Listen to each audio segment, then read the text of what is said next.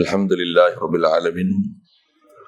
Wassalatu wassalam ala ashrafil anbiya'i wal mursalin wa ala alihi wa ashabihi wa azwajihi wa zurriyatihi wa atba'ihi ajma'in. Subhanaka la ilma lana illa ma 'allamtana innaka antal alimul hakim. La hawla wa la quwwata illa billahil aliyyil azim. Rabbi syrah li sadri wa yassir li amri wahlul 'uqdatam min lisani yafqahu qawli. Allahumma iftah lana bi futuhil 'arifin bika. Allahumma ja'alna minal ladzina yastami'una al-qawla fayattabi'una ahsana. Allahumma 'allimna mimma jahilna wanfa'na bima 'allamtana wa zidna 'ilman nafi'a ya rabbal alamin. Rabbi a'udzu bika min hamazati syayatin wa a'udzu bika rabbi an yahdurun. Wa'idhu nafsi billahil aliyyil azim. Bismillahi ma sya'allah. La yasuqul khaira illallah. Bismillahi ma sya'allah. La yasrifu su'a illallah. Bismillahi ma sya'allah. Ma kana min ni'matin faminallah. Bismillahi ma sya'allah. La hawla wa la quwwata illa billah. Wa ba'du. Qala Syekhul Musannif hafizahullah ta'ala wa nafa'na bihi wa bi'ulumihi fid dharain. Amin. Kitab kita pakai ini muka surat 6 daripada kitab Tazkiratu Zawil Hijah. Berkata Sayyidina Ali karramallahu wajhah, inna Allah ta'ala khalaqal arsha izharan liqudratihi la makanan li zatihi. Maksudnya Allah Ta'ala menjadikan arash itu kerana menzahirkan kekuasaannya, bukan tempat bagi zatnya. Katanya lagi, qad kana wala makana wa huwa al-ana ala ma kana. Maksudnya sesungguhnya Allah Ta'ala itu ada ia dan tiada tempat, dan ia sekarang di atas barang yang ada ia, yakni ada dengan tidak bertempat. Hadirin sekalian, syukur Allah Subhanahu Wa Taala limpah kurnia dia, anugerah dia semata-mata. Dia masih mengekalkan dan mewujudkan kita atas muka bumi ini. Alhamdulillah. Limpah kurnia dia, anugerah dia semata-mata. Melahirkan kita daripada mak ayah kita yang Islam. Alhamdulillah kita dapat Islam dengan sebab dihukumkan Islam kat kita sejak lahir lagi. Alhamdulillah. Dengan limpah kurnia Allah Ta'ala pula kita dibesarkan dalam keluarga Islam, masyarakat Islam dan persekitaran yang membantu kita untuk boleh hidup patuh syariat Islam. Alhamdulillah. Syukur diberi pada kita keinginan dan kehidupan untuk mengenal ajaran Islam, khasnya mengenal Allah Ta'ala, membetulkan dan meluruskan akidah kita, fahaman kita dengan Allah Ta'ala, kerana dia adalah usul dalam agama kita. Untuk jadi Islam mestilah usul ni yang perlu diperbetulkan. Begitu juga Alhamdulillah dikurniakan Allah Ta'ala ada kelobaan, minat, kesungguhan kita untuk nak belajar dan mengenali, memahami siapa dia Nabi kita Muhammad sallallahu alaihi wasallam. Dia adalah seabdul makhluk yang tak diciptakan alam ni melainkan kerana dia, menzahirkan dia, menyatakan dia, dan dia adalah seabdul makhluk setinggi dia pangkat makhluk di sisi Allah Ta'ala. Ada kedudukan istimewa, ada rahsia antara dia dengan Allah Ta'ala. Alhamdulillah, syukur diberi pada kita keupayaan boleh hadir untuk salat subuh berjemaah di masjid ni. Diberi pula kelapangan masa, keterbukaan hati, nikmat, limpah kurnia yang sentiasa orang telah masih bagi untuk boleh berada pula dalam majlis seumpama ini. Semudah-mudahan Allah Ta'ala sematkan iman di hati, boleh kekal abadi hingga mati, insyaAllah. Alhamdulillah. Hadirin sekalian, sambungan kita baca kitab ni memang khas untuk menangkis kefahaman yang batil, yang salah terhadap kefahaman menghuraikan ayat Ar-Rahman wa 'alal 'arsy istawa. Jadi apa yang kita nak sambung daripada muka surat 6 ni, setelah kita lihat bagaimana ayat Quran sendiri menafikan makna istawa tu dengan makna berada, dengan makna duduk. Subhanallah. Kerana sabit daripada ayat Quran tu Ar-Rahman 'alal arsy istawa, istilah Arabnya adalah subut istiwa pada Allah Ta'ala. Ayat Quran tu bukan mendalilkan berada di arasy ataupun duduk di arasy. Kerana istawa ada berbagai-bagai makna. Mengertikan dengan makna berada, mengertikan istawa tu dengan makna duduk adalah satu kesalahan besar dalam akidah, kerana dia bertentangan dengan ayat Quran lain yang menafikan keberadaan Allah Ta'ala di arasy. Jadi istawa tu sabit, tapi bukan istawa.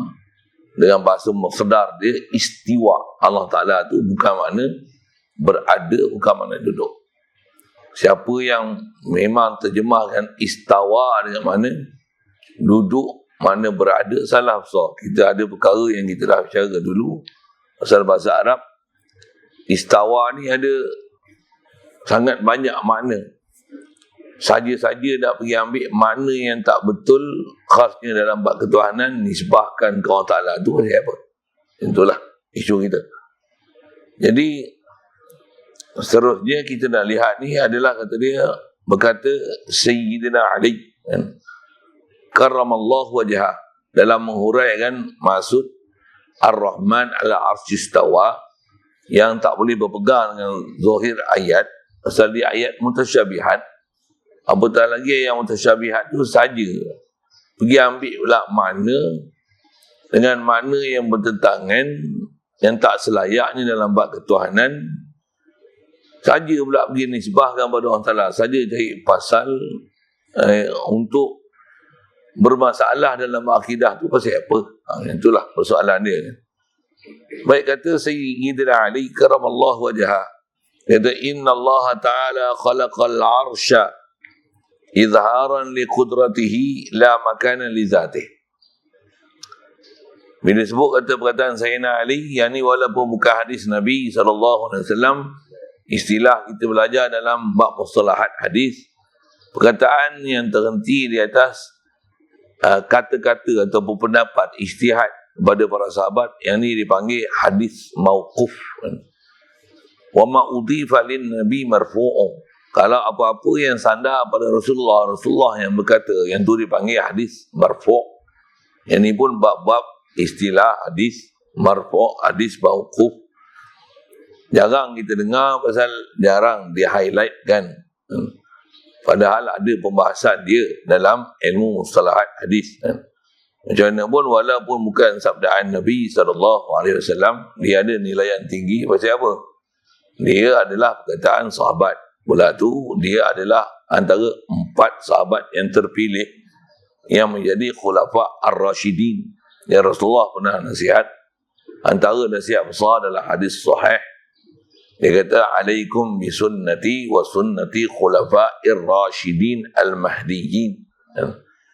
Yang Rasulullah isyarat addu 'alaiha bin nawajiz. Dia kata kamu hendaklah berpegang dengan sunnah aku dan sunnah khulafa ar-rasyidin al-mahdiyyin, pengganti-pengganti aku, yang mereka ni adalah orang yang juga peranan dia memberi petunjuk jalan kepada jalan lurus. Macam mana Rasulullah tunjuk jalan yang lurus? Pasal mereka ni lah anak didik daripada Nabi kita Muhammad sallallahu alaihi wasallam. Rasulullah letakkan martabat mereka ni khulafa ar-rasyidin al-mahdiyyin. Dan Rasulullah nasihat pula, dia kata addu 'alaiha bin nawajiz, kamu gigitlah dengan gigi geram. Satu kiasan bahasa nak menunjukkan pegang kuat-kuat. Kadang gigit dengan gigi kacip, gigit dengan gigi taring, berbanding dengan gigit dengan gigi geraham, lain level tu.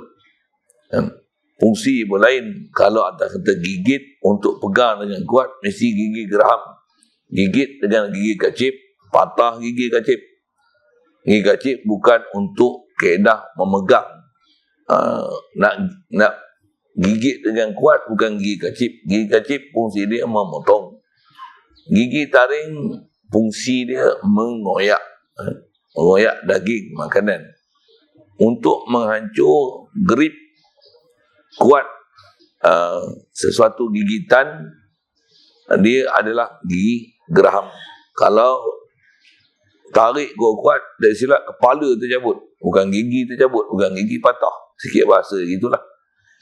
Dan Rasulullah isyarat pada hadis itu, alaikum bi sunnati wa sunnati khulafa'ir rasyidin al-mahdiyyin. Jadi antara khulafa'ir rasyidin dengan ijma'. Sepakat para ulama, ada ijma' sahabat pula mengatakan memang khulafa'ir rasyidin ni tiada lain yang disepakati adalah mengikut tertib yang jadi khalifah tu. Itulah Sayyiduna Abu Bakar As-Siddiq radhiyallahu ta'ala anhu, Sayyidina Umar, Sayyidina Uthman, yang keempatnya ialah Sayyidina Ali. Hadis itu juga menunjukkan bid'ah yang dia orang duk faham. Bid'ah ni kata dia kullu bid'atin dalalah, setiap apa yang Nabi tak buat semua sesat, bid'ah. Sabdaan Nabi itu sendiri menangkal kefahaman, menyangkal kefahaman apa yang tak dibuat oleh Nabi itu bid'ah.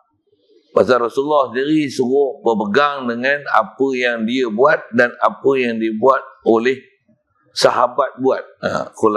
Khasnya, atau kita bicara ni, Sayyidina Ali ni khulafa ar-rasyidin. Parti hadis tu elok. Rasulullah kata, alaikum bi sunnati wa sunnati khulafa'ir rasyidin al-mahdiyyin.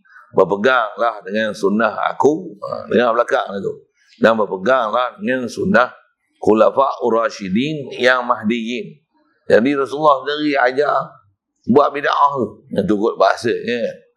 Apa maksudnya? Walaupun Rasulullah tak buat, tapi kalau khulafa'ur rasyidin buat, macam mana? Buat, ikut, pegang, gigit dengan gigi geraham. Jadi walaupun tak ada zaman Nabi, tapi dibuat oleh khulafa'ur rasyidin, tak jadi nama bid'ah. Atau nama bid'ah larangan, dalalah. Satu kali ikut, sepakat ulama menunjukkan bukan bid'ah selagi tak dibuat oleh Nabi, yang tu dia panggil bid'ah dalalah. Isyarahan panjang, lagi saya isyarah tu aja. Sedang tunjuk sekali lalu hadis yang kita masih dengar, hadis ni hari kuat sangat, baca hadis 40 pun jumpa dah hadis ni. Nak menunjukkan bahawasanya Rasulullah sendiri mengajarkan prinsip nak memaham bid'ah tu macam mana. Bukan macam puak-puak yang duk faham, duk sebut bid'ah tu. Pasal antara perkara yang Rasulullah suruh adalah suruh ikut perkara yang walaupun Rasulullah tak buat, tapi ikut perkara yang dibuat oleh khulafa' ar-rasyidin al-mahdiyyin. Bahkan ada isyarat Quran sebut, wa man yushaqiqir rasul min ba'di ma tabayyana lahumul huda wa yattabi' ghayra sabilil mu'minin. Allah Ta'ala kata, wa man, siapa-siapa yang syak ragu dengan apa yang dibawa oleh Rasul sallallahu alaihi wasallam selepas diberikan penjelasan, petunjuk apa yang hak dan batil, wa yattabi' ghayra sabilil mu'minin, dan mengikut lain daripada jalan sabilil mu'minin, orang-orang yang beriman. Disyarat oleh ulama tafsir, siapa ghayra sabilil mu'minin?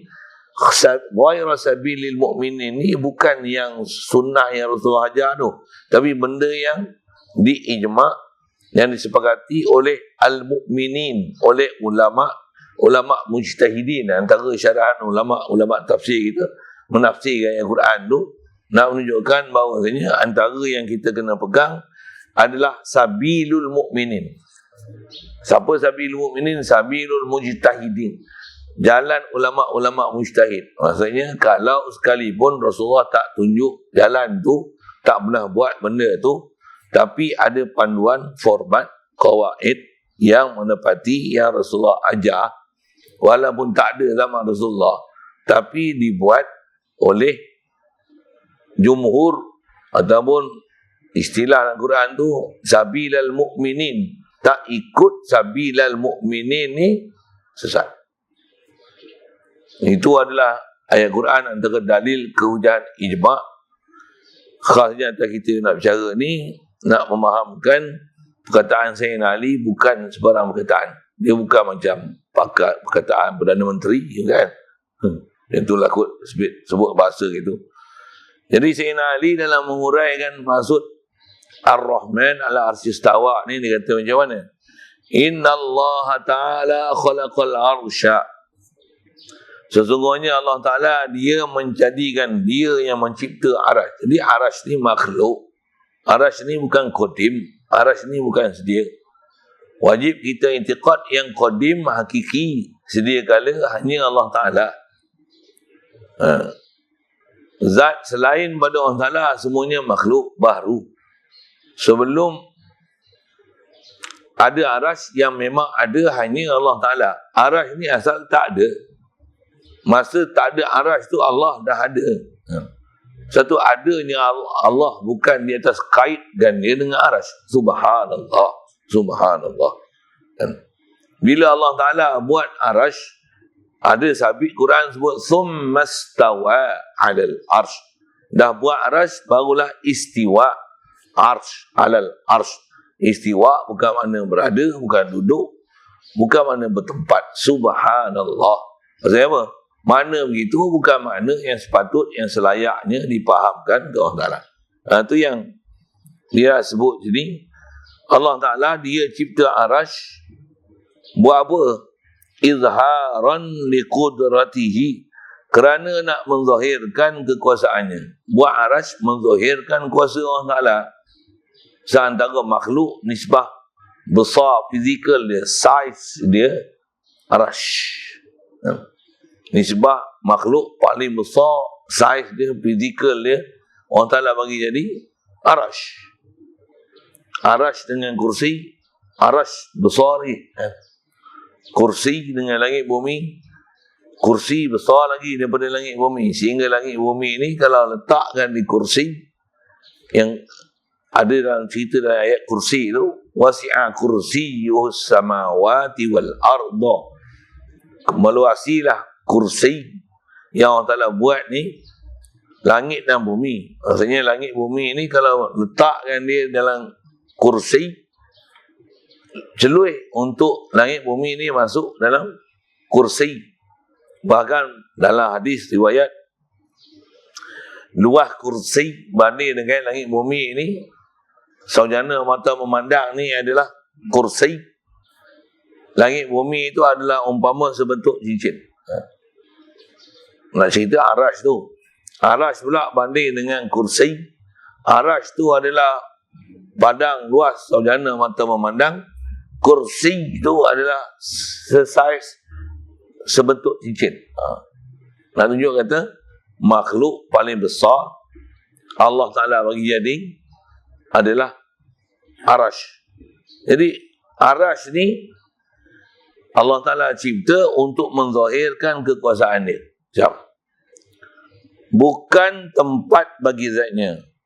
La makanan li zatihi. Yang hurai ini sahabat. Sekejap. Jadi sebaik-baik tafsir Quran, setelah kita bicara tafsir dengan hadis Nabi, ialah tafsir dengan asar sahabah. Atau istilah lain, sebut hadis mauquf ni, perkataan yang terhenti pada kata para sahabat yang tak ambil pada perkataan Nabi. Ini ialah ijtihad sahabat sendiri. Atau istilahnya, kalau namakan dia hadis, yang ni dia panggil hadis mauquf. Atau istilah lain, dia panggil asarus sahabah. Dia dipanggil asar. Dia ialah asarus sahabah. Baik. Jadi bukan Allah Ta'ala buat arash ni bagi zatnya. Jelas keadaan ni. Satu, kalau ada yang degil lagi, duk faham juga Allah Ta'ala ni duk, Allah Ta'ala berada, nak kata apa ni fahaman ni? Bahkan memang dah keluar pun negeri-negeri, Majlis Agama Islam, bahkan para ulama kita, ada perhimpunan sedunia pun baru ni yang telah bersepakat, yang kata ulama zaman lah ni pun menolak Wahabi, apatah lagi ulama zaman dulu, yang memang mereka sepakat mengatakan mengerti mana istawa tu, dengan mana berada, dengan mana duduk, apatah lagi mana bersila. Subhanallah, tak layak langsung mana tersebut nisbah kepada Allah Ta'ala. Wajib tanzihkan Allah Ta'ala daripada perkara yang tak sepatutnya. Baik, terjemah seterusnya kata dia, katanya lagi perkataan Sayyidina Ali, bukan terjemah, perkataan Sayyidina Ali, saya tak baca lagi. Qad kana wala makana wa huwal ana ala ma kana. Apa maksudnya? Sesungguhnya Allah Ta'ala tu memang ada ia, sedia ada ia, qadim ia, tu bahasa kita yang kita dah masyhur dengar istilah qadim tu. Dan pada masa sedianya Allah Ta'ala, adanya Allah Ta'ala yang azali tu, tiada tempat. Tempat tak ada lagi. Allah memang ada, tapi tempat tak ada lagi.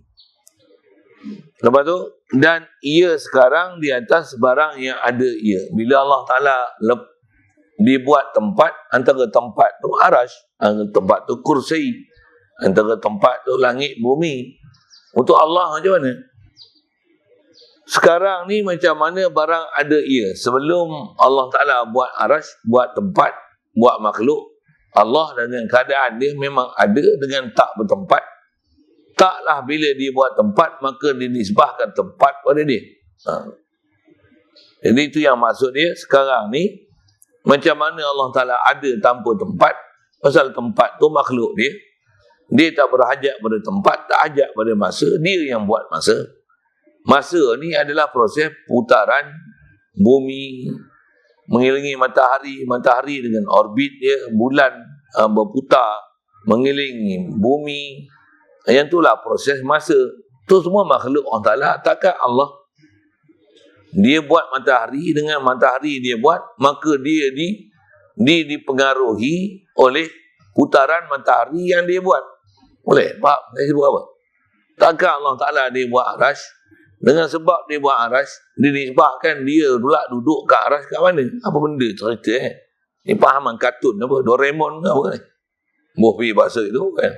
Pasal pahaman macam ni salah, sesat. Satu saya sebut Doraemon tu. Kita belajar akidah ni bukan pahaman kartun, pahaman Ultraman. Ultraman macam mana? Saya naik atas, saya turun. Allah Ta'ala turun ke langit dunia. Turun memang zahir, terjemah bahasa Melayu, yanzilu Rabbuna. Tapi bukan makna yanzilu dengan makna Allah sendiri, zat ni turun. Takkan dia nak memberi sesuatu, perlu dia turun daripada atas ke bawah. Subhanallah. Allah Ta'ala tak kait untuk dia nak beri sesuatu dengan dia perlu berpindah daripada satu situasi ke satu situasi, satu tempat ke satu tempat, satu keadaan ke satu keadaan, untuk dia memberi dan anugerah sesuatu. Subhanallah. Tak mungkin maknanya tu. Bila tak mungkin maknanya tu yanzilu Rabbuna fi sulusul lail. Antara dalam hadis tu mesti bukan faham yanzilu tu dengan makna intiqalun minal ulwi ila sufli. Bukan maksud yanzilu tu turun daripada tempat tinggi kepada tempat rendah.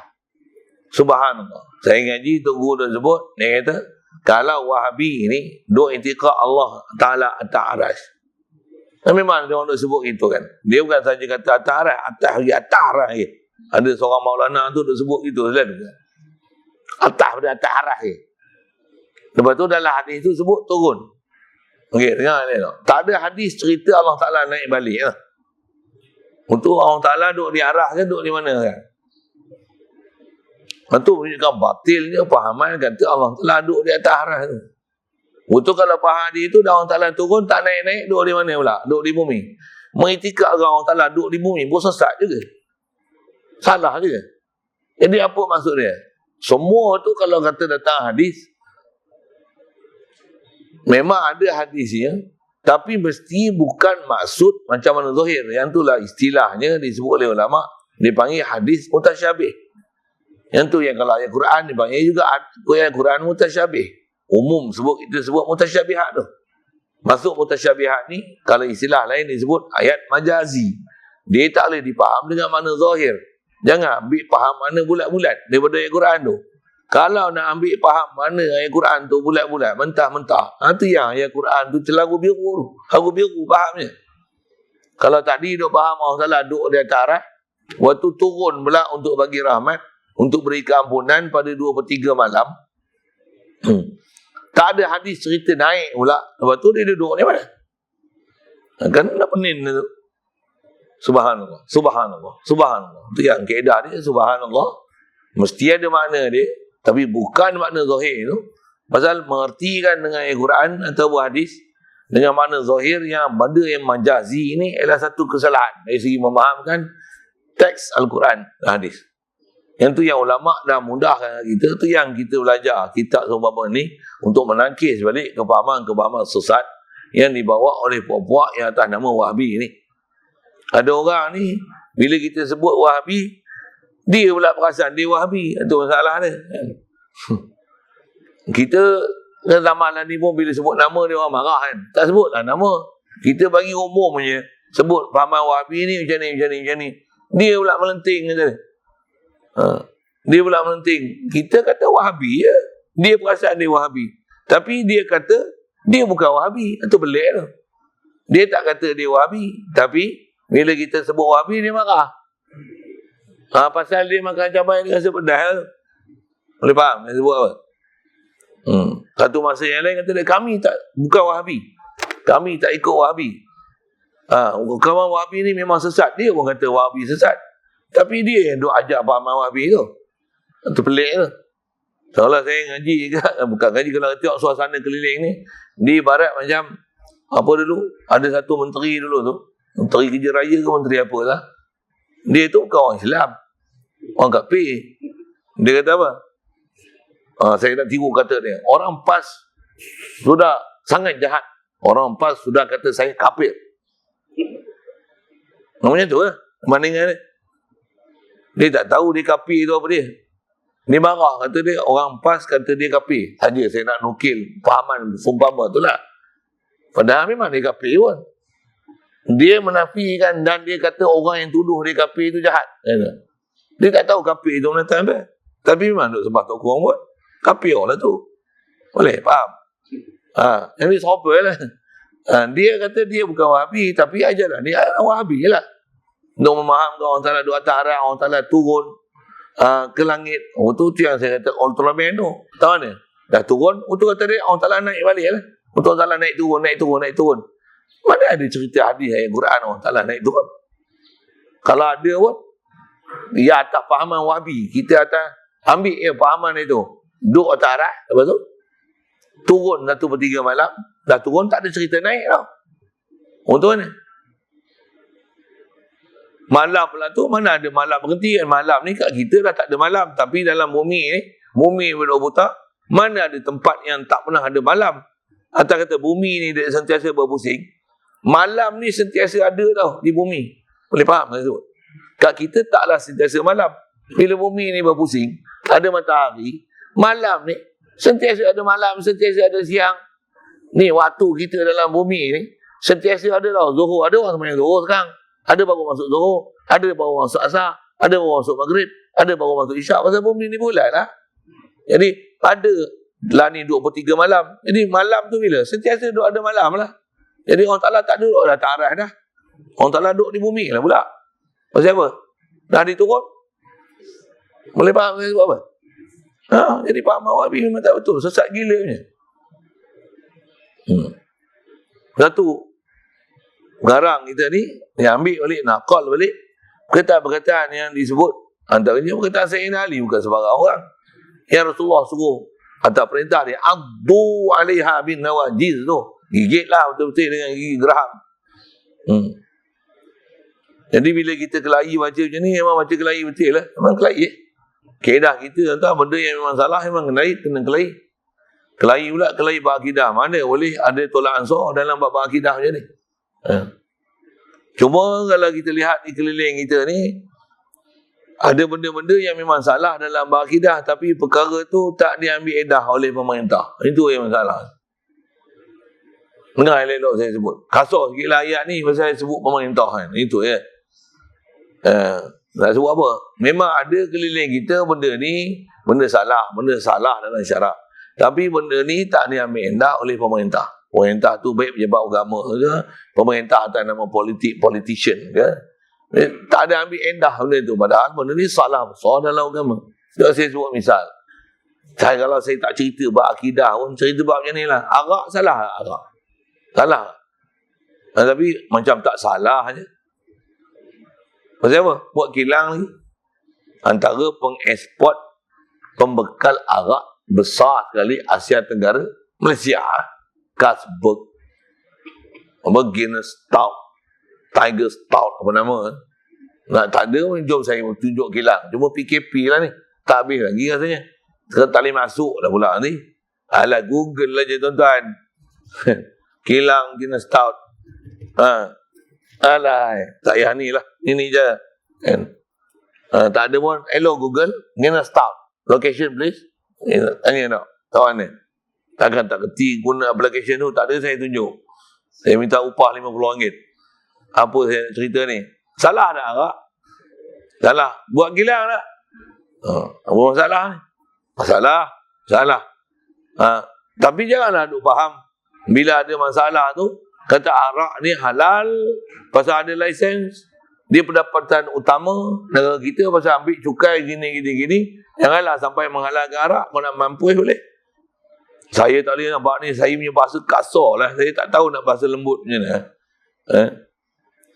Saya nak cerita apa ni? Pasal apa saya kata nak mampu boleh tu? Menghalalkan yang haram dengan ijma' ulama' tanpa khilaf kafir tu. Bukan keedah kita nak mengkafirkan orang pula. Tapi nak sebut ni format. Ni format akidah. Menghalalkan benda yang telah sepakat haram. Bahkan budak-budak tepi jalan kampung mak rempit pun tahu arak ni yang haram. Tiba-tiba dihalalkan. Dia kata tak apa, sumber pendapatan apalah macam-macam hal lah. Menghalalkan benda haram kufur, keluar akidah. Wajib syahadah lain. Wajib tarik balik, istihar balik benda yang dia telah salah keluar hukum tu. Taklah dengan buat kilang tu engkau nak menghalalkan arak, jangan buat pasal itu. Ataupun bagi dua kategori. Arak ni ada dua level. Apa dia? Satu halal, satu haram. Haram ni tak ada lesen, yang ada lesen halal. Jangan buat pasal. Tetap mutlak haram walaupun ada kilang. Saya nak sebut apa?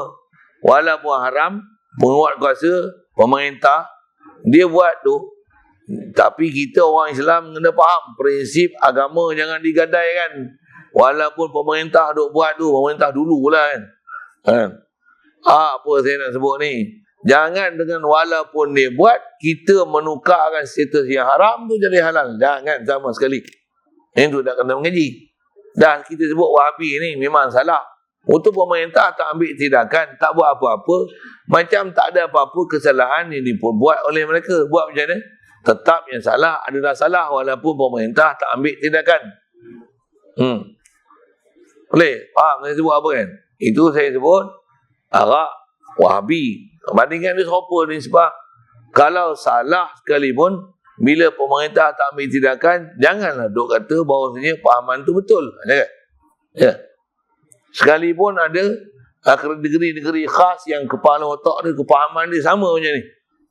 Sampai mufti-mufti dia pun fahaman macam tu. Semua menteri-menteri dia fahaman macam tu. Tapi raja dia menafikan fahaman tu. Dia kata, tak, kami bukan fahaman Wahabi. Kami ni ahli sunnah wal jamaah. Alhamdulillah dia mengaku dia ahli sunnah wal jamaah. Tapi takut sebut, declare je ahli sunnah wal jamaah. Tapi apa yang dibuat oleh anak buah dia semua fahaman Wahabi. Itu masalah Itu masalah dia. Dia tak kenal Wahabi tu apa. Dan pernyataan yang dimaklumkan kepada pemerintah agama dia, raja dia, sultan dia, lain daripada apa yang dia sebut, yang didakwa kami ni ahli sunnah wal jamaah. Tapi apa yang dia sebarkan, apa yang dia ajar bukan ahli sunnah wal jamaah. Macam sultan ni istilahnya di double standard kan. Cerita kat sultan macam lain, yang dia sebar macam lain. Tuan faham dia sebut apa? Dekat sultan dia cerita elok-elok aja. Kami ni ahli sunnah wal jamaah. Kami ngajar betul-betul apa akidah yang diajar atas nama ahli sunnah wal jamaah. Kita tak ajar faham Wahabi, tapi yang dia duk sebar Wahabi lah. Tindakan yang dibuat pun Wahabi punya tindakan. Syarah saya panjang tu, ngelat syarah tu.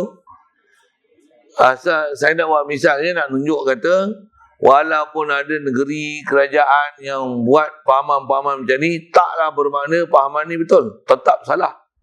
Bahkan kalau kita tengok sejarah zaman pemerintahan Bani Abbasiyah dulu, antaranya ujung-ujung zaman kerajaan pemerintahan Bani Abbasiyah, zaman Al-Muqtasim, saya tak ingat seorang-seorang, zaman Al-Mahdi kan, bukan Imam Mahdi, zaman pemerintahan akhir pemerintahan Bani Abbasiyah dulu, khalifah mereka ni atas nama akidah mereka, mereka beriktikadkan akidah mereka ialah akidah Mu'tazilah, mengiktikadkan baharunya Quran. Walaupun dia kata Al-Quran kalam makhluk, Al-Quran ni makhluk tidak, Al-Quran ni makhluk. Zaman pemerintahan Abbasiyah dulu dah kata pahaman ni walaupun salah, taklah dengan pahaman masa tu. Ulama-ulama yang ada zaman tu ikut pahaman pemerintah, mengatakan Al-Quran ni makhluk. Subhanallah, tak ada seorang pun ulama kita gitu. Walaupun pemerintah tak betul, ulama kita tetap mengatakan Al-Quran adalah kalamullah, kalam qadim, bukan makhluk. Ini kaedah kita. Nak sebut apa? Walaupun katalah pemerintah itu, jangan kata ada negeri tertentu, kerajaan Malaysia, menteri agama kita ambil pahaman itu, katalah itu. Yang tu dia ajar pahaman di kat Malaysia, menteri agama mana tak tahulah, buat misal lah tu kan. Dia ambil pahaman ni, kata dia faham wajib intikad Allah Ta'ala atas arash. Sebab tu dia kata pahaman Wahabi ni pun ahli sunnah wal jamaah.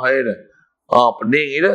Walaupun pening kita, dia kata macam tu, tak boleh nak ikut pendapat dia walaupun dia menteri. Macam apa? Sewil tetap sewil. Yang ni yang kata kena mengaji ni.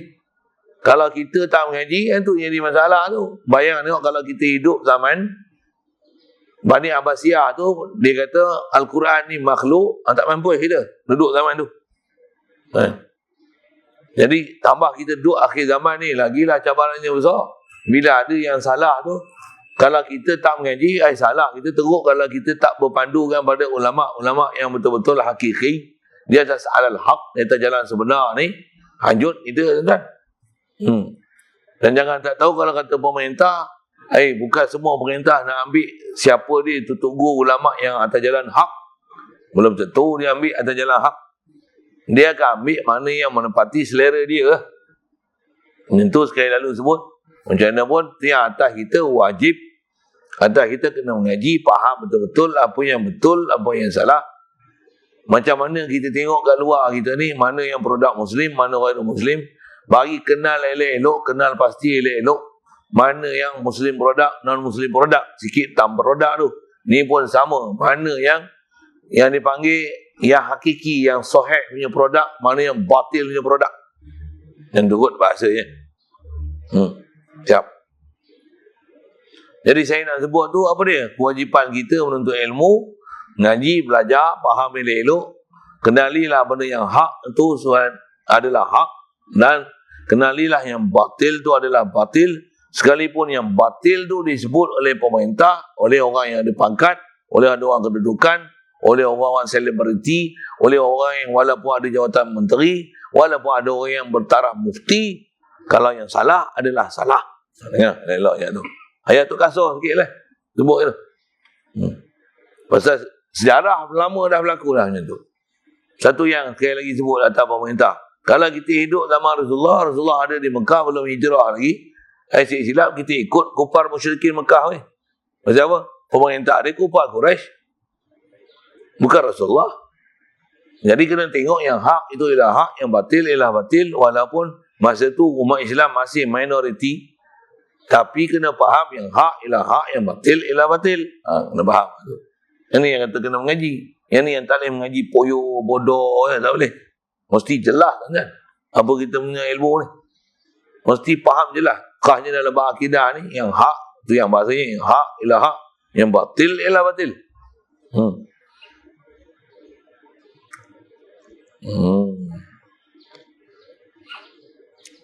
Khasnya zaman kita lah ni, walaupun sedikit nak sebut, ada prinsip kita diajar prinsip agama Islam ni, apa dia? Taat Allah, taat Rasul, taatlah pemimpin. Ada situ. Tapi taat pemimpin bukan mutlak. Pasal Quran sebut, Ati'u Allah wa ati'ur Rasul wa ulil amri minkum.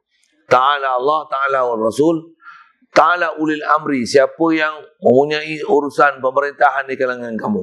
Quran tu datang dengan format macam ni. Ati'u Allah wa ati'ur Rasul. Ta'ala Allah, ta'ala Rasul. Perkataan ati'u tu datang dengan berulang pada Allah dan Rasul. Ati'u Allah wa ati'ur Rasul. Ulil amri datang dengan ataf. Tak ada ati'u ulil amri. Apa maksud dia? Kata ulama tafsir kita, menunjukkan ikut Allah, ikut Rasul mutlak.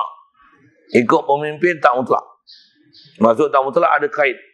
Tepat kehendak Allah Ta'ala, ikut. Tak tepat, tak boleh ikut. Tapi bila dia ada kuasa, larangan, kita tak boleh pandai-pandai agak. Sehari masuk pagar jarang. Terpaksa ikutlah, terpaksa akurlah. Tapi akur di atas perintah yang dikeluarkan walaupun bertentangan dengan kaedah syarak. Hati tak suka dengan apa suruhan yang dia buat tu. Boleh? Faham? Saya sebut apa? Contohlah arak. Kita tak suka arak. Kita suruh tutup gila arak. Marah dia. Macam mana? Dia buat gila arak. Bagi premi, bagi lesen, ambil cukai. Macam mana? Tak boleh kita suka dengan arak tu. Jangan pula. Dengan sebab dia buat arak tu, ekonomi kita makin tinggi. Oh, duit pun dapat banyak. Duit bantuan sehari hidup nanti dia bagi seorang 5,000. Contohlah macam mana. Tak boleh seronok dengan duit tu. Tak boleh saja apa. Kita tak diajak seronok dengan mata benda, sedangkan apa yang diberi tu salah dengan perjalanan syariat kita. Yang tu kena faham prinsip tu. Jadi asal nak sebut ialah apa yang memang salah adalah salah, walaupun datang daripada pemerintah. Pasal mengikut pemerintah ni dia bukan mutlak. Bahkan dia ada kait selama-lama tak derhaka pada Allah Ta'ala dan Rasul. Tambah pula ada isu-isu macam kita lah ni. Sebut pilah sikit sekali lalu kan. Tak mana tentang isu-isu virus ni lah, corona ni kan. Bahkan banyak penceramah-penceramah kita yang bagi idea, bagi pandangan kepada orang yang ada kuasa, ada pemerintah, yang jadi menteri-menteri khasnya dalam bahagian agama ni. Kenapa di masjid, di surau ni dia ketat lampau gila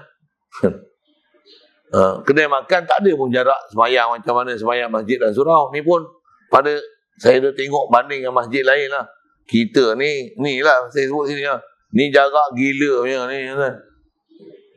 Orang tak percaya sudah, alih lah sikit, rapatkan lah sikit. Kalau nak jarak pun sepatutnya tak ada jarak lah. Kapal terbang pun tak jarak, bas pun tak jarak, kereta api pun tak ada jarak lah. Mana ada pangkal-pangkal lah.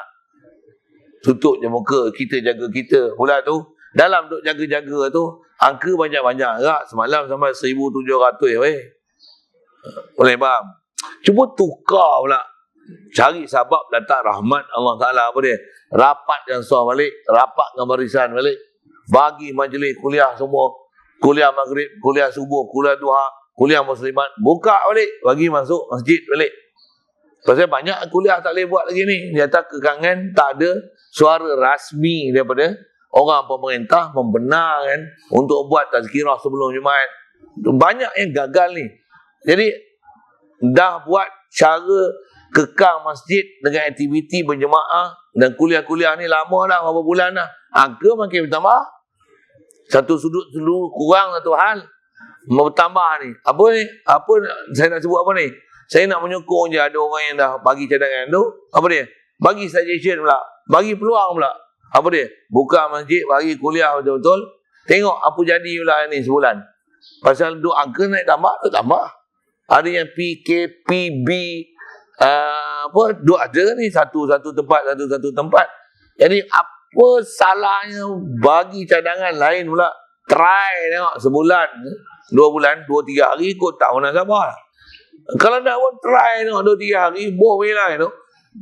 Tapi kalau virus pun 14 hari, takkan nak bagi try agama ni 2-3 minit. Boleh faham saya sebut kan? Boleh faham saya sebut kan? Bagi sebulan misalnya, 2 bulan kan, 3 bulan kan bagi. Ni tempoh percubaan, tengok. Betul tak betul tak boleh. Yakin tak yakin dengan janji Allah Ta'ala. Wa man yattaqillaha yaj'al lahu makhraja wa yarzuqhu min haitsu la yahtasib. Tak mustahil nak jadi benda yang sepatutnya jadi baik, jadi sebab rahmat. Allah Ta'ala angkat balik. Apa nak sebut? Ambil ni cadangan kita, tutup guru kita, pandangan-pandangan orang yang ada pahaman melihat syariat ni. Pasal kita diajak di atas perintah utamakan hadis Nabi, Quran kan? Sabab untuk dapat rahmat, bukan utamakan WHO. WHO ni macam lebih pada Nabi juga. Lebih pada hadis Nabi lagi, lebih pada Quran lagi, lebih pada syariat lagi. WHO ni siapa? Pertubuhan ulama. Saya punya ayat macam ni lah tuan-tuan. Dia backing dia lah. Kasar dia lah ayat. Kasar tak kasar ke? Inilah benda yang kita kena lontar. Awak tak ada pangkat, ada suara je lah sebut. Tu pun dia mendengar tak dengarnya pasal lah. Kita nak jumpa pun dia memang tak ada teringgi nak tengok muka kita. Kalau jumpa pun apa nilaian yang ada pada kita? Kotlah sebut keluar dalam medsos ni umpama macam ni. Bila tersebar sikit tu, dia tercabar sikit kena kat dia kan. Macam tu lah. Apa saya nak sebut ni? Sebut sedikit pandangan-pandangan semua itu macam mana ada pemerintah yang kalau dia tak bagi sampai sembahyang Jumaat, sedangkan tak ada besar pun nak sampai tak ada tempat-tempat, ada tempat yang tak sepatutnya Jumaat. Kalau ada sampai tahap macam tu lah. Apa saya nak sebut lah? Macam mana saya sebut? Dalam fiqh ada je ni. Kita dalam perang ada pensyariatan sembahyang Syiddatul Khauf. Syiddatul Khauf ni tuan-tuan, peluru ni panah ni duduk berdepan ni. Kalau senapang ni, senapang lah. Panah ni, tombak ni duduk pegang. Cuk. Ni barisan tentera Islam, tentera kafir sana. Untuk apa? Ada sembahyang Syiddatul Khauf. Sembahyang berjemaah, imam satu tau. Imam satu tau, berjemaah tau. Rapat-rapat tu, bukan penjarakan sosial tau. Sedangkan kalau dia bagi panah tu, dia tabur pun gitu, boleh kena semua. Ramah-ramah pun kena. Walaupun tak pandai memanah. Tapi sembahyang sah rapat-rapat tau. Waktu dia ajar pula sah pertama, sah kedua, macam mana Syiddatul Khauf, imam ni tetap satu. Ni yang masuk satu, 2 rakaat. Kalau 4 rakaat ni 2 rakaat, pindah pula yang ni jadi. Yang ni ke depan, yang ni ke belakang, yang ni naik. Belajar lain lah Syiddatul Khauf tu menentang apa. Maksudnya disuruh berjemaah, rapatkan sah, berjemaah, rapat lagi. Satu imam. Tak ada pun tinggal-tinggal sembahyang jemaah. Sembahyang jemaah pun tak tinggal agak-agak Jumaat tinggal.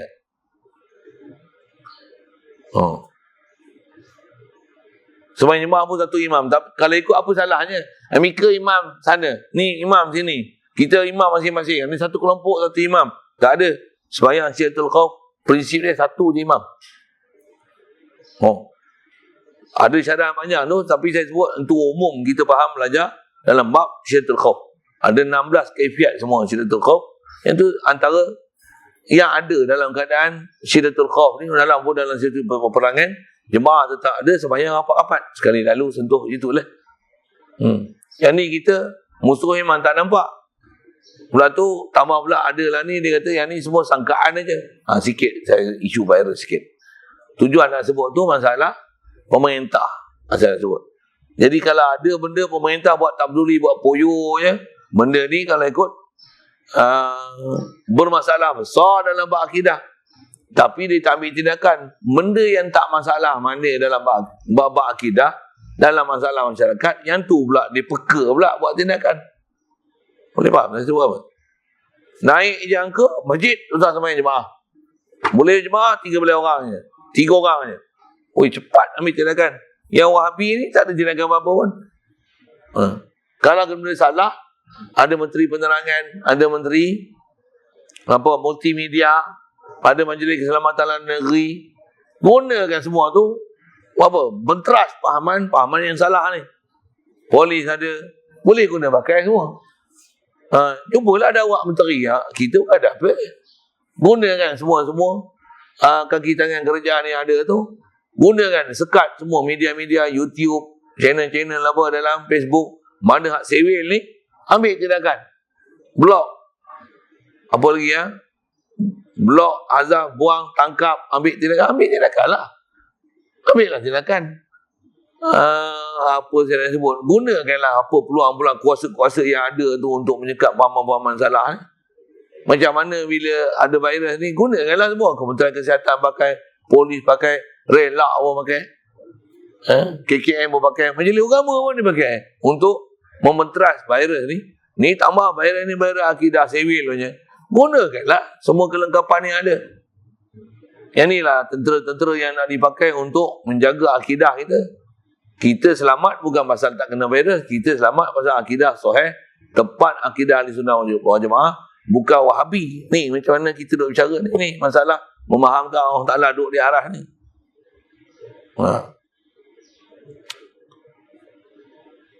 Baik. Dan di antara mereka, kata dia, yang menakalkan ijma'. Ni ada ijma' pula. Kaedah kita bila ijma' benda besar, menyalahi ijma' itu istilahnya wayattabi' ghayra sabilil mu'minin. Mengikut lain pada jalan mukminin. Mukminin maksud kata ulama tafsir itu mujtahidin. Lain ikut lain daripada ulama-ulama mujtahidin, lain daripada ulama-ulama yang dengan sebab mereka jadi ijma' yang istilah Al-Quran sebut ghayra sabilil mu'minin. Kata dia mereka telah menakalkan ijma' di atas bahawasanya Allah Ta'ala itu, Allah Ta'ala ni ada dengan tidak bertempat. Jadi perkataan yang disebut Allah maujudun bila makan ni memang tepat dengan kaedah ahli sunnah wal jamaah. Bahkan lah ni kena war-warkan fahaman tu. Pasal apa? Pasal dia duk ajar Allah Ta'ala. Lawan fahaman kepala otak ni. Pasal yang di virus besar yang diajar oleh Wahabi, lawan dengan fahaman Allah maujudun bila makan, Allah maujudun bila makan, Allah maujudun bila makan. Lawan dia. Pasal dia seolah-olah macam satu perang psikologi untuk merosakkan akidah orang Islam. Sikit juga dengan tak jemaah, perjalanan sosial, tak boleh salam. Ni pun fahaman merosakkan orang Islam juga. Memang apa tak lagi digembar-gemburkan ni ada perancangan konspirasi orang kafir Freemason untuk menjahanamkan kesatuan orang Islam. Memang jahanam pun dia tengok. Kalau selalu pun semayang rapat-rapat pun hati tak bersatu, tambah semayang jarak-jarak. Selalu pun mengaji jarak jauh-jauh, kena penjarakan sosial lagi jauh kan? Lagi jauh. Lagi tak main masjid pula tu. Na'udzubillah.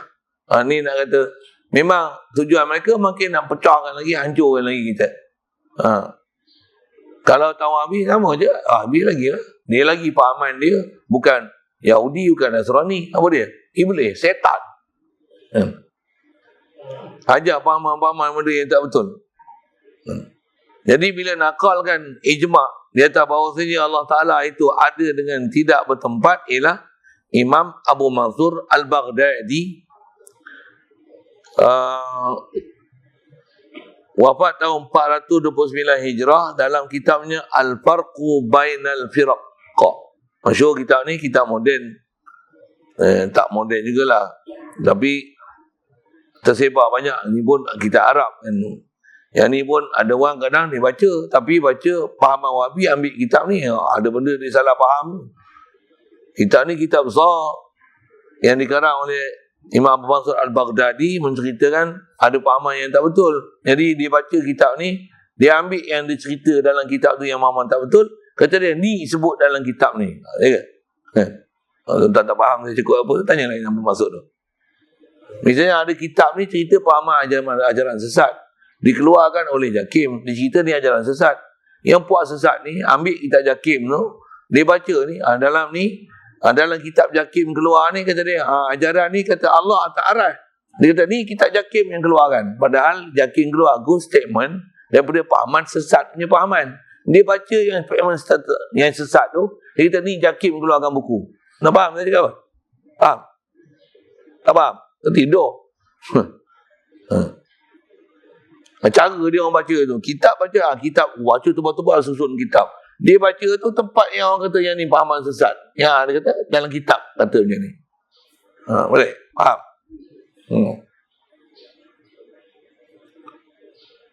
Kata dia wa ajma'u ay ahlus sunnah wal jamaah ala annahu ta'ala la yahwihi makanun wa la yajri alaihi zamanun. Terjemahnya, kata dia ulama ahli sunnah wal jamaah, para ahli sunnah wal jamaah. Sebut umum ahli sunnah wal jamaah ni maksudnya orang yang ahli hadis. Begitu ke jamaah ni kumpulan ulama-ulama mujtahidin yang pakar dalam agama Islam. Pasal tak dipanggil ahli sunnah wal jamaah ni, melainkan jamaah tu maksudnya jamaah muslimin, dan murad muslimin tu adalah ulama-ul muslimin. Dan ulama pun bukan sebarang ulama, dia ialah al-mujtahidin. Baru dia panggil ijma'. Ijma' dia takkan ada ijma' mufti Malaysia. Takkan ada. Kita dengar elok kata ijma' ni. Tak faham, dia tak faham je. Dia tak faham disiplin ilmu. Dia faham ijma' ni maksudnya boleh Kesatuan Doktor-Doktor Malaysia telah ijma' mengatakan masuk ubat kok punggung tak batalkan puasa. Ada benda lah ijma' pula tu. Doktor boleh buat ijma', mana boleh. Ijma' mufti Malaysia. Mufti Malaysia tak boleh buat ijma'. Mufti Malaysia semua muqallid. Mana ada mujtahid. Ijma' Kesatuan Islam Sedunia. Persatuan Pertubuhan Islam Kesatuan Sedunia. Zaman ni mana ada mujtahid dah. Semua muqallid. Mana boleh nama ijma'. Ijma' ni zaman ni ada ulama' mujtahidin dulu. Panggil ijma'. Yang tu yang dipanggil Ahli Sunnah wal Jamaah ni, kata dia, mereka telah berijma' di atas bahawasanya Allah Ta'ala itu tiada mengandungi akan dia oleh tempat. Maksudnya Allah, dia bukanlah dikandung oleh tempat. Bukan dia berada di tempat. Itu maksudnya. La yahwihi makan. La yahwihi makan. Bukan dia dikandung oleh tempat. Bukan tempat. Bukan. Macam mana nak sebut bahasa? Bukan mengandung akan dia oleh tempat. Tempat ni bukan tempat yang tempat lah. Menyebabkan adanya Allah Ta'ala dan ada Allah Ta'ala tu dengan tu bertempat. Tak. Subhanallah. Allah ada. Allah Ta'ala ada, tak perlu tempat. Tapi ada pahaman-pahaman orang ni. Ni ada Maulana mana pergi tengok. Dia ada cerita macam ni. Pelik pahaman dia. Nak cerita apa? Pahaman apa? Allahumma salli sallam. Dia keluar satu prinsip. Asalnya dia kata pahaman-pahaman ilmu kalam ni ikut pahaman dia lah. Kata dia pahaman falsafah ni sesat. Kata dia terperangkap dengan ilmu kalam. Habis-habis dia yang terperangkap dengan ilmu kalam. Tak mana ni? Dia kata apa? Dia kata macam mana boleh ada Allah tapi Allah tak bertempat? Kata dia. Dia pula pelik. Dia kata macam mana boleh ada Allah, Allah tak bertempat? Ya, Allah memang ada. Taklah semestinya ada Allah ada tempat. Tak. Yang ni tempat-tempat yang nak faham ni, tempat-tempat yang kalau kita tak faham, kita kata macam betul dia cakap, apalah betul lah, sesat tu. Allah dia yang buat tempat, bukan dia ajak pada tempat. Tapi ni ada orang yang dikenali sebagai nama Maulana apa, tapi dia kata apa? Dia kata macam mana boleh ada Allah Ta'ala tapi Allah tak ada tempat? Ni pelik tadi, fahaman pelik. Astagfirullah, hang lah pelik. Dengar, elok-elok. Pasal ulama kita ijma', dia kata apa? Allah ada, dengan bukan ada Allah Ta'ala ni yang tempat lah tempat untuk menatang, untuk menadah kewujudan Allah Ta'ala. Ada tak? Pelik apa kita? Siapa buat siapa? Siapa hajat kat siapa? Takkan tempat ni dia lebih besar, lebih berarti, lebih penting untuk mewujudkan Allah Ta'ala, dengan sebab tu baru wujud Allah Ta'ala. Cerita apa ni? Akidah setan mana bawa? Dan lagi kata dia, tidak berlalu la yajri alaihi zaman, tidak berlaku atasnya oleh masa. Tak berlaku, tak berlalu atasnya oleh masa, oleh zaman. Allah Ta'ala mustahil dilalui oleh zaman. Kenapa? Siang kalau Allah Ta'ala turun 2/3 malam, takkanlah malam tu mempengaruhi Allah Ta'ala untuk turun. Subhanallah. Mesti bukan. Betul, mesti ada makna dia. Untuk apa makna dia?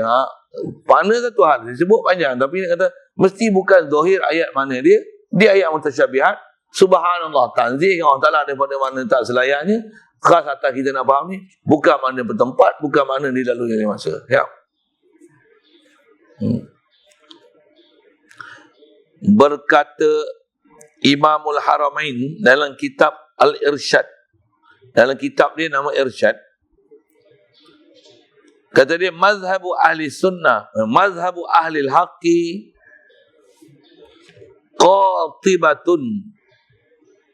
qatibatun anna Allah Ta'ala yata'ala anit tahayyuzi wa takhassusi bil jihadi. Terjemah sekali lalu kata Imam Haramain ni antara salah seorang ulama besar kita dalam rujukan ilmu tauhid. Maksudnya keseluruhan mazhab ahli haq. Ahli haq ni maksudnya ahli yang duduk atas kebenaran, atau umum ahli haq ni ahli sunnah wal jamaah lah istilahnya. Mengatakan bahawasanya Allah Ta'ala itu tertinggi daripada tempat. Istilah tertinggi ni maksudnya Maha Suci. Tertinggi ni dengan mana bersih, takkan ada daripada tempat. Berzikir untuk hurai makna tertinggi daripada tempat. Dan tertentu dengan segala jihad. Dan Maha Suci Allah Ta'ala ada ketentuan jihad, pihak. Mustahil Allah Ta'ala ni ada depan, belakang, atas, bawah, kiri, kanan. Allah Ta'ala kena ada pihak tu, subhanallah. Memahamkan atas tu dengan mana pihak tertinggi, subhanallah. Tertinggi mesti pangkat, bukan tertinggi dengan mana tempat dan pihak, subhanallah. Siap. Begitu tak? Ada sebut dalam hadis, ittaqillah tajidhu tujahaka. Bertakwalah akan Allah Ta'ala, kamu akan dapati Allah Ta'ala hadapan kamu. Bukan hadapan tu hadapan makan, tapi hadapan tu adalah hadapan makan lah. Hadapan kedudukan, dengan mana pangkat dan martabat. Allah Ta'ala tinggi, bukan mana tinggi tu jauh di langit, subhanallah, di arat. Tinggi di mana? Tinggi pangkat, tinggi kebesaran, bukan tinggi kedudukan dan tempat, subhanallah. Macam mana sebut Allah besar, Allahu Akbar, bukan besar saiz dan fizikal. Besar tu besar pangkat dan martabat. Ni ulama kita tengok semua perkataan-perkataan yang mewahamkan mana-mana ada, mana keserupaan makhluk, mana pihak, mana arah, mana saiz, mana mengisi ruang, mana dilalui oleh masa. Semua ni atau istilahnya dipanggil mutasyabihat. Dia mesti dimurnikan dengan ayat-ayat muhkam, tanzih Allah Ta'ala daripada perkara tak sepatutnya. Itu prinsip. Itu hati-hatilah dengan ajaran-ajaran pahaman-pahaman nama pahaman Wahabi ni. Kalau ditabuh nama Wahabi pun tuan-tuan dengar, faham Allah ada mata, Allah ada tangan, Allah duduk di atas aras, Allah turun ke langit. Apa sumpama tu, hati-hati kan. Hati-hatilah pahaman ni. Pasal salah berakidah tuan-tuan, no excuse. Itu masalah dia. Pula tu saya sebut tadi, bila penguasa pula dia tak ambil peranan dalam mengingatkan kita mana betul dan salah ni. Kena hati-hati sangat pasal penguasa tak ambil peranan. Kalau penguasa ambil peranan, kata dia apa? Patuhlah SOP, pakailah sanitizer, kita akan berjaga-jaga. Boleh faham saya sebut apa kan? Betul kan? Kalau ada inset mana-mana rangkaian DG ke Selcom ke Wanzok ke apa, tak kira nama lah saya nak sebut, tak erti. Dia akan keluar daripada MKN, KKM, apa dia? Nasihat-nasihat, peringatan-peringatan dia nak. Patuhlah SOP, setiap premis mesti ada saringan suhu, mesti ada nama, mesti ada kimbasan kod lokasi, mesti ada macam ni betul kan? Pakai pelitup muka, sanitizer, basuh tangan sentiasa, elakkan keluar rumah, banyakkan berada dalam rumah kan, dia bagi peringatan tak? Sepatutnya Wahabi pun kena bagi peringatan tu, KKM, MKM, Majlis Agama Islam, semua mesej-mesej ni, semua rangkaian telefon mesti keluar tu. Hati-hati pahaman Wahabi ni sesat. Jangan kata orang Ta'ala, tanzih orang Ta'ala, KKM kena keluar, MKN kena keluar, Majlis Agama Islam kena keluar, bagi arahan semua. Konten Penerangan kena bagi keluar, Perdana Menteri pun cakap macam tu, Majlis Kesihatan pun cakap macam tu. Sihat ni bukan sihat zahir je, batin pun kena sihat, akidah kena sihat, akidah sihat, akidah selamat. Apa dia? Mustahil orang Ta'ala bertempat, mustahil dia lalu masa, mustahil berjuzuk beranggota, mustahil ada tangan dan mata. Hati-hati dengan puak-puak yang sesat ni. Tengok ada lah My Sejahtera lah. Apa? Ni kawasan area Wahabi. Ya, masuk ya. Ten Wahabi detected. Ada Wahabi sekeliling kita. Buat aplikasi My Sejahtera tu. Mana tahu? Tengok Facebook dia, tengok negeri dia, tengok pentadbiran dia, tengok majlis agama dia, tengok mufti dia. Lebih kurang itulah yang kasut sikit lah bahasa saya ni kan. Boleh je buat benda tu. Tapi bila ada orang tak ambil edah, tu yang benda yang tak sepatutnya ambil edah, dia pergi campur tangan. Benda yang sepatutnya dia kena campur tangan, dia yang sepatutnya kena keluar kenyataan tu, dia lah sepatutnya major dalam bab pergerakan ni untuk memuasmi kepahaman salah. Buat macam tak tahu je, macam tak salah je. Yang ni masalah kita lah. Undang Allah Ta'ala kita baca ni pun kitab yang sekarang ambil nukilan daripada kita ulama besar-besar, nak menunjukkan salahnya pahaman doa itikad Allah berada, Allah Ta'ala duduk di arah, begitu juga semua ayat-ayat mutasyabihat Macam mana atas nama umum panggil pahaman Wahabi, kalau dia orang tak panggil Wahabi pun dia orang panggil pahaman lain, Salafi ke, pahaman kaum muda ke, hati-hatilah. Siapa yang ajar atas pahaman macam ni memang kena take a very hard alert atas mereka. Siapa? Supaya kita jangan terjebak dengan pahaman macam ni. Mudah Allah Ta'ala pelihara kita semua. Kalau ada macam mana, wajib taubat, tanzih kan. Allah Ta'ala daripada perkara tak selayaknya, wajib keluar daripada pahaman ni, wajib taubat, balik pada kaedah kita macam mana, tanzihkan daripada mana tempat, mana masa, balik pada itikad Allah mawjudun bila makan, mustahil dengan mana tempat dan zaman. Ya. InsyaAllah sambungan kita, ada pun dalil akli. Dia sebut kaedah mantiki, dalil akal lah untuk menunjukkan mustahilnya bertempat, setelah disebut dengan dalil nakli, akli pula. Nak menunjukkan dalil ni khasnya dalam bab akidah, akli dan nakli dia tak gampang, memang tepat, saling kuat menguatkan, kukuh mengukuhkan antara satu sama lain, antara akli dan nakli. Nakli apa? Nakli takkan bertentangan dengan akal yang sihat. Akal yang sihat pun takkan keluar pandangan yang lain daripada nakli. Ini teruk kali lalu bahasanya. Ada soalan?